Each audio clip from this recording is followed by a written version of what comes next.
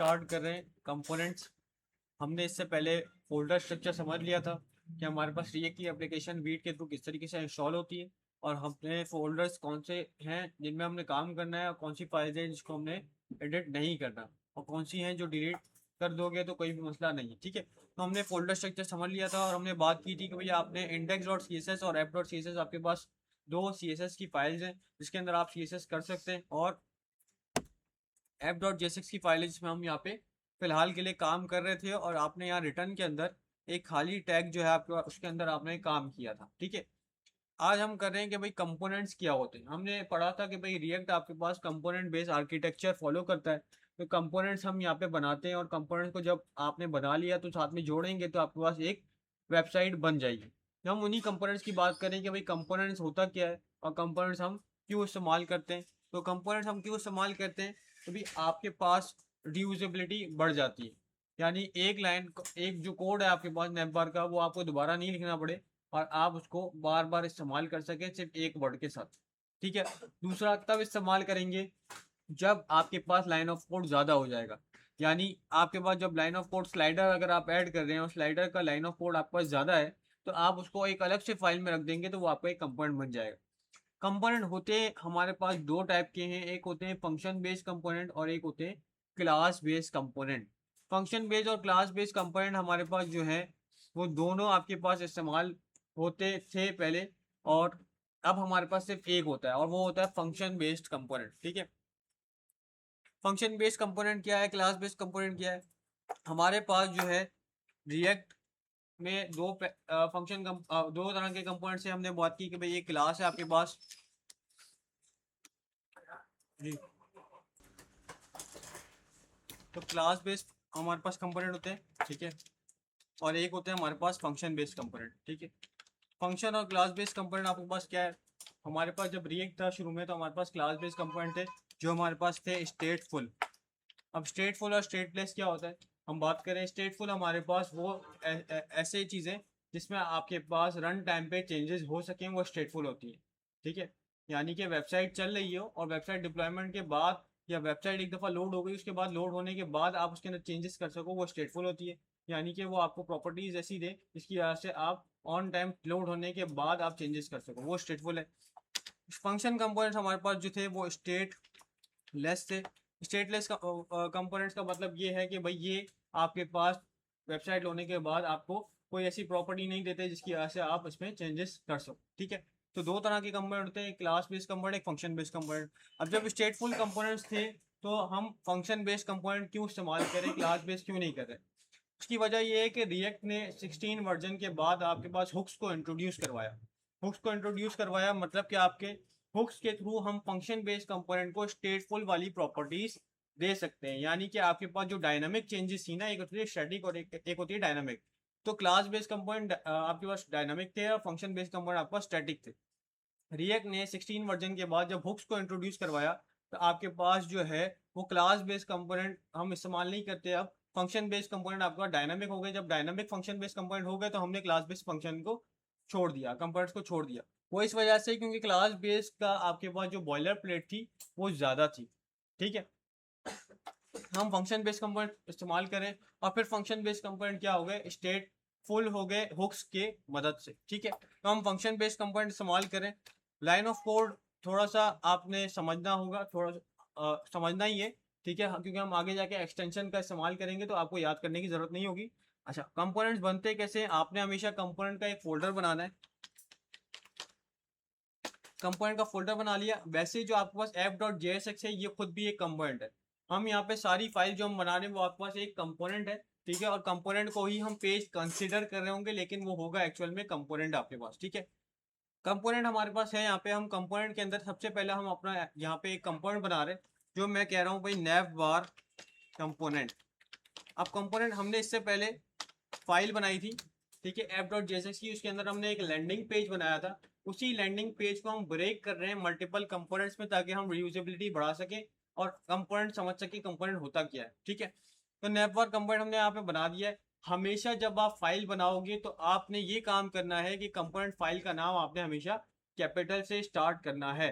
आपका हमेशा ये कैपिटल से स्टार्ट होगा, अगर नहीं करोगे तो फिर मसला आएगा आगे जाके आपके पास जो फंक्शन कंपोनेंट हम बनाएंगे वो स्मॉल से बन जाएगा, और जब वो स्मॉल से बनेगा तो आपका इंपोर्ट नहीं हो पाएगा। तो हमेशा यहाँ पे मैंने फाइल का नाम एन कैपिटल रखा है, तो नेवबार का एन आपने कैपिटल रखा, फुटर बना रहे हो, जो भी कंपोनेंट बना रहे हो वो हमारे पास हमेशा कैपिटल से स्टार्ट होगा। अब हम यहाँ पे फंक्शन बेस्ड कंपोनेंट बना रहे हैं। Function based component normal function की तरह ही होता है, डिफरेंस जो है वो मैं बता देता हूँ। हम फंक्शन बनाते हैं, फंक्शन का कीवर्ड इस्तेमाल करके, भाई फंक्शन, फंक्शन लिखा आपने। अब फंक्शन लिखने के बाद आपने फंक्शन का नाम, अब फंक्शन का नाम मेरे पास यहाँ पे नेवबार है तो मैं लिख दिया नेवबार, और कंपोनेंट मैं पूरा लिख रहा हूँ यहाँ पे, ठीक है। जो फाइल का नाम होगा वही आपका नाम बनेगा। फंक्शन कंपोनेंट का नेवबार कंपोनेंट लिखा, राउंड ब्रैकेट, और मेरे पास यहाँ पे आ गए कर्ली ब्रैकेट, ठीक है। राउंड ब्रैकेट और कर्ली ब्रैकेट मेरे पास यहाँ पे आ गए, नेवबार कंपोनेंट मेरे पास एक फंक्शन बन गया, सही है। अब इसमें क्या हो रहा है भाई, इसमें ये हो रहा है आपके पास कि हमने फंक्शन कंपोनेंट बना तो दिया है, अब इसको एक्सपोर्ट भी करना है आपने, ठीक है। अच्छा, नॉर्मल फंक्शन और इसमें क्या फर्क है? नॉर्मल फंक्शन जब हम बनाते हैं, फॉर एग्जांपल मैं यहाँ पे फंक्शन सम का एक फंक्शन बना रहा हूँ, तो मैंने फंक्शन बना दिया सम का। डिफरेंस आपको दिख रहा है कि भाई कैपिटल स्मॉल का फर्क है।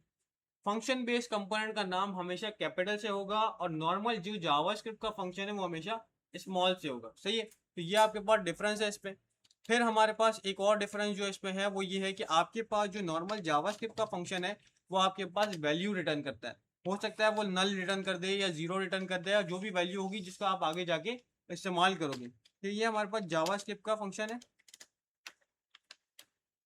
और ये हमारे पास जो है वो आपका रिएक्ट का फंक्शन कंपोनेंट है, कंपोनेंट फंक्शन है, ठीक है। और ये आपके पास क्या रिटर्न करता है? ये आपके पास यूआई रिटर्न करता है। तो मैं यहाँ पे रिटर्न लिखूंगा, तो रिटर्न के अंदर मुझे क्या करना है, यहाँ पे एक यूआई रिटर्न करनी है। तो ये मेरे पास यूआई रिटर्न करेगा, जिसमें मैंने h1 पास कर दिया, तो ये h1 रिटर्न कर देगा और मेरे पास आ जाएगा हेलो, सही है भाई। तो ये मेरे पास यूआई रिटर्न करता है, और नॉर्मल जावास्क्रिप्ट का फंक्शन आपके पास वैल्यू रिटर्न करेगा, सही है। दूसरा डिफरेंस हमने देख लिया। तीसरा डिफरेंस क्या है भाई? तीसरा डिफरेंस है कॉल करते वक्त। कॉल कैसे करना है? हम नॉर्मल जो जावास्क्रिप्ट का फंक्शन कॉल करते हैं, हम करते हैं इस तरीके से, सम कॉल हो गया भाई, ठीक है। रिएक्ट फंक्शन कंपोनेंट कैसे कॉल होगा? ये कंपोनेंट कॉल होगा आपका as a self closing tag. मैंने लिखा नेव बार कंपोनेंट, और मैंने इसको as a self closing tag call कर दिया, सही है, क्लियर है। तो तीन डिफरेंस है। पहला के आपका जो फंक्शन का नेम है, ठीक है, डिक्लेरेशन के वक्त आप वो कैपिटल में रखोगे। दूसरा ये यूआई रिटर्न करता है, और तीसरा आपके पास कॉल करते वक्त का डिफरेंस है। पहला और तीसरा आपने फोकस करना है, दूसरा आपको करने की जरूरत इतनी खास नहीं है, ठीक है। अच्छा, ये आपको याद रखने की जरूरत नहीं है। हम क्या कर रहे हैं, हम जाएंगे एक्सटेंशन की तरफ। तो आप यहाँ पे आएंगे एक्सटेंशन में, और यहाँ पे आप ES7 एक एक्सटेंशन होती है, उसको ऐड कर लेंगे। यहाँ पे वो आ रही है आपका रिएक्ट रिडक्स, आपके पास रिएक्ट नेटिव स्निपेट, कोई भी आप ऐड कर लें आपको जो लग रही है। अगर ज़्यादा जो चलती है उसको ऐड करना चाहते हो तो उसको भी कर सकते हो, ठीक है। तो हमने इसको ऐड कर लिया। अब हम क्या करें, अब हम खुद नहीं बनाएंगे। हम एक वर्ड आपके पास शॉर्टकट लिखेंगे, और आपके पास पूरा फंक्शन बेस्ड कंपोनेंट बन जाएगा, और नाम भी खुद ही रख लेगा। कैसे? आपने लिखा रिएक्ट फंक्शन कंपोनेंट, एंटर करोगे, पूरी बॉयलर प्लेट आपके पास आ जाएगी। ये वैसे ही है जिस तरह HTML में शिफ्ट F1 करते हो और आपके पास आ जाता है। तो नेवबार कंपोनेंट आपके पास बना हुआ आ गया। ये साथ में एक्सपोर्ट भी हो रहा है, सही है। एक्सपोर्ट होना लाजमी है, वरना इंपोर्ट नहीं होगा। एक्सपोर्ट दो तरीके होते हैं। एक तरीका ये कि आपके पास एक्सपोर्ट डिफॉल्ट है,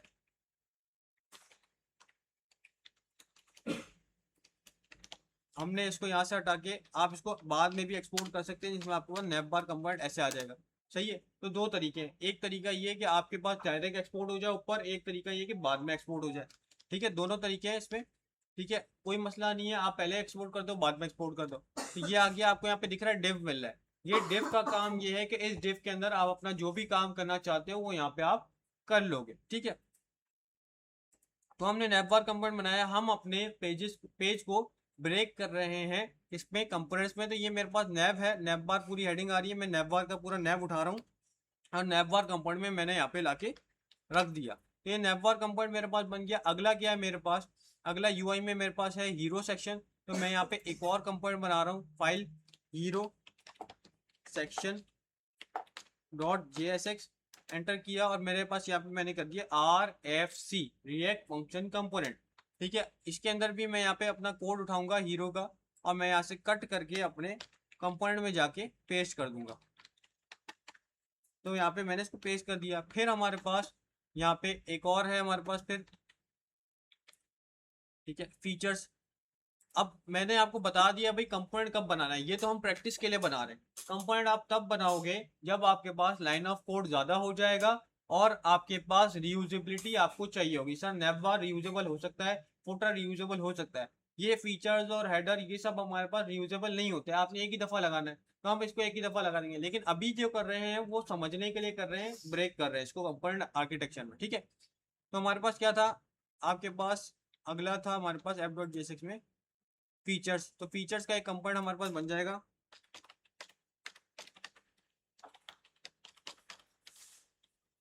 .jsx। आपने यहाँ पे किया RFC और यहाँ पे आके हम अपना कोड उठा के पेस्ट कर देंगे। तो ये फीचर्स का कोड मेरे पास पूरा यहाँ से लेके यहाँ तक आ गया, कट किया मैंने यहाँ पे इसको पेस्ट कर दिया, ठीक है, सेव कर दिया। इसी तरीके से मेरे पास और जो कोड है मेरे पास आगे आ गया प्राइसिंग।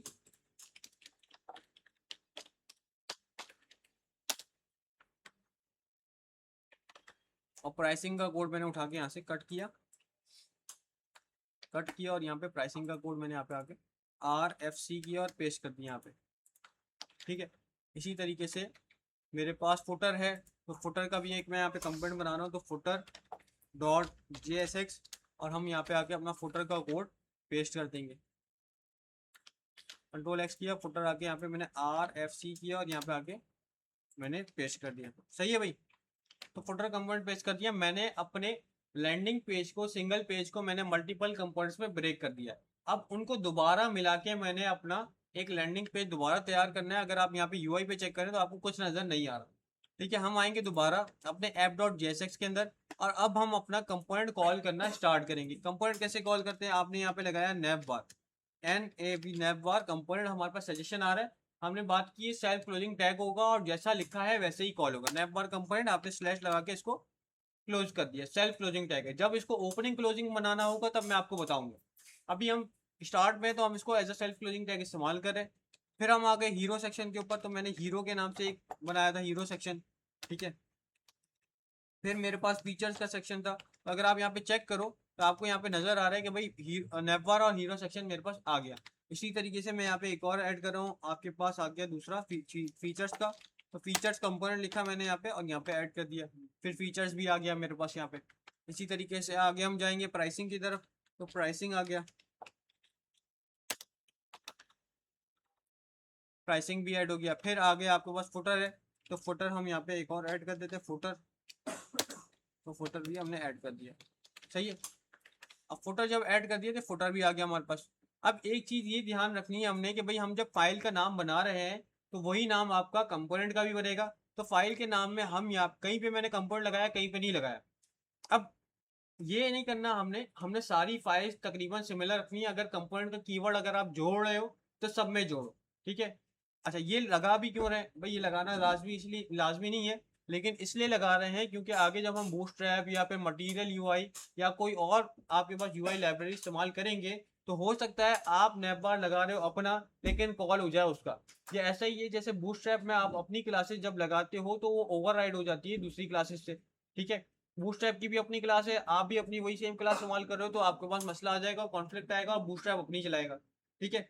तो इंपोर्ट करते वक्त हमने देखना होता है, जिस तरह मैं फुटर को इंपोर्ट किया यहाँ पे, तो हो सकता है फुटर मुझे कोई मटेरियल यूआई का मिल जाए, ठीक है।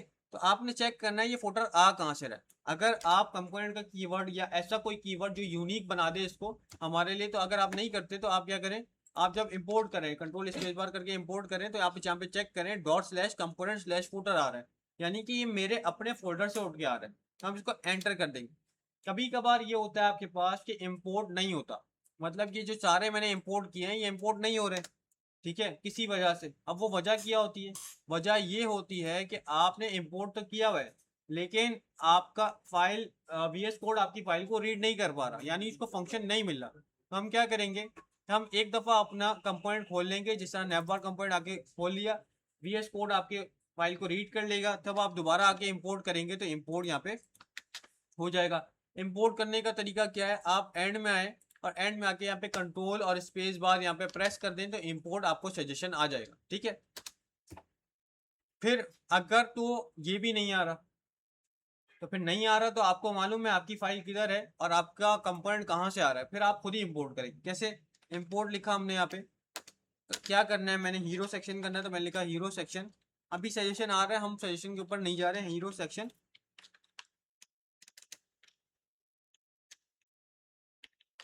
आप फिर लिखोगे फ्रॉम, और फ्रॉम कहाँ से आ रहा है आपने इन्वर्टेड कॉमा में आपने यहाँ पे बता दिया। अभी हम कहाँ पे मौजूद है, अभी हम मौजूद है app.jsx के अंदर, और कंपोनेंट का फोल्डर उसके साथ है तो हम डॉट स्लैश लगाएंगे तो कंपोनेंट आपको नजर आ गया। इस कंपोनेंट के फोल्डर के अंदर कहाँ जाना है आपने, आप आ गए भाई आपका हीरो सेक्शन के ऊपर, आपने सेलेक्ट कर लिया, इम्पोर्ट हो गया। तो दो तीन तरीके हैं, मसले अगर आपको आते हैं तो आप दो तीन दफा ट्राई करोगे तो आपको वो मसले नहीं आएंगे दोबारा। तो हमने हीरो सेक्शन फुटर प्राइसिंग सब कर लिया, और ये आपका लैंडिंग पेज आपका दोबारा से वैसे नजर आ रहा है। अच्छा, रीयूजेबिलिटी की बात करें तो एक एक कंपोनेंट को आप दोबारा यूज कर सकते हैं, ठीक है।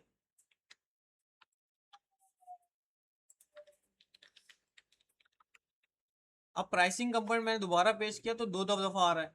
इसी तरीके से अगर मैं फुटर को दोबारा पेश करूंगा तो मेरे पास ये फुटर भी दो दो दफा आएगा। नैपबार मैंने पेश किया था क्योंकि उसकी स्टाइलिंग ऑब्सोल्यूट स्टाइलिंग थी, तो वो अपनी जगह पे फिक्स था, तो एक के पीछे एक नजर आ रहा था, इसलिए नहीं आपको पता चला, ठीक है। वरना ये हम इसको इस्तेमाल इस तरीके से कर सकते हैं, मल्टीपल टाइम इसको यूज कर सकते हैं। आप कॉपी पेस्ट करके जितनी दफा इस्तेमाल करना चाहो उतनी दफा इसको इस्तेमाल कर सकते हो। देख रहे हो फुटर मल्टीपल टाइम जा रहा है। तो ये हमारे पास है कंपोनेंट, कि भाई कंपोनेंट में आप अपना पेज किस तरह से ब्रेक करोगे, और आप मल्टीपल कंपोनेंट्स बना के एक पेज कैसे बनाओगे। अगर आप पेज बना रहे हैं तो यहाँ पे कंपोनेंट्स का फोल्डर तो आपने बना दिया। अच्छा, ये app.jsx है, ये भी आपके पास एक कंपोनेंट है। ये कहाँ कॉल हो रहा है, आप आएंगे अगर main.jsx में तो आपको नजर आ जाएगा भाई ये ऐप का कंपोनेंट कॉल हो रहा है। आप खुद भी चेक कर सकते हो कॉल करके, यहाँ पे कॉल हो रहा है, सही है। अच्छा, मल्टीपल पेजेस आप बनाओगे जब, तो अभी हमने डायरेक्ट app.jsx में काम कर दिया, तो हम यहाँ पे क्या करेंगे, एक लेआउट्स के नाम से पेज बना देंगे, फोल्डर बना देंगे, ठीक है। ये लेआउट्स क्या है, ये मेरी स्क्रीन के ऊपर जो पेजेस होंगे ना, वेबसाइट के पेजेस होंगे, वो कह रहा हूँ होगा ये यहाँ पे मेरा कंपोनेंट ही, ठीक है। तो मैंने बोला होम कंपोनेंट है, होम पेज है मेरे पास, तो होम डॉट JSX मैंने कर दिया, RFC किया यहाँ पे, और मैंने अपने सारे कंपोनेंट जो वहां पे कॉल किए थे app.jsx के अंदर, यहाँ से मैंने उठाए सारे, Ctrl+X करके मैं आ गया यहाँ पे अपने होम के अंदर, और होम में आके मैंने यहाँ पे पेस्ट कर दिया। सेम इंपोर्ट करना पड़ेगा, control space bar enter, control space bar enter, control space bar enter. तो ये सब मेरे पास इंपोर्ट हो गए। app.jsx से मैं अपने सारे इंपोर्ट क्लियर कर दूंगा। अब क्या करना है आपने, अब ये करना है आप अपना होम पेज यहाँ पे कॉल कर दें, ठीक है।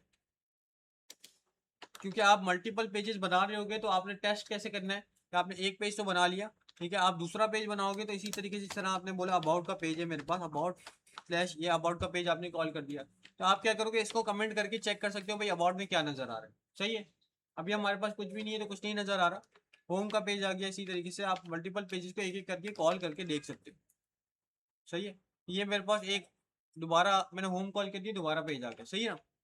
तो मल्टीपल पेजेस जब आप यहाँ पे बनाओगे कंपोनेंट्स को इस्तेमाल करते हुए, इस तरह अबाउट का अगर हम जाते हैं भाई अबाउट का पेज बनाना है, तो अबाउट का यहाँ पे आप पेज बनाते हो about.jsx RFC। इसके अंदर हमने नेवबार कंपोनेंट कॉल किया अपना, क्योंकि नेवबार यूजेबल है तो हमने नेवबार कॉल किया, साथ में हमने यहाँ पे फुटर कॉल कर दिया, और नेव अबाउट है तो मैं यहाँ पे एक हेडिंग डाल रहा हूँ इसमें अबाउट, और एक पैराग्राफ लिख दिया मैंने यहाँ पे लॉरेम,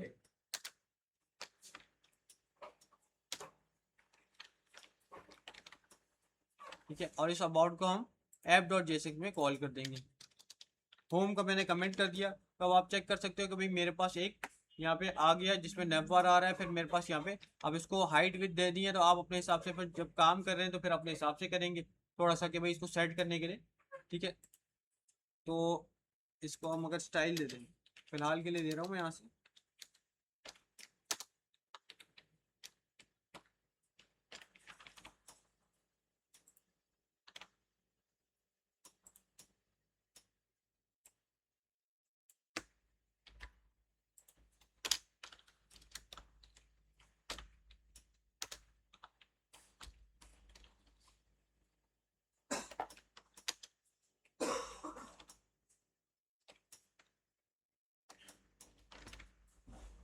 सही है। तो आपको अबाउट और नजर आ रहा है। फिलहाल के लिए मैंने यहाँ पे मार्जिन डाली हुई है, आप जब बनाएंगे तो पूरा बनाएंगे।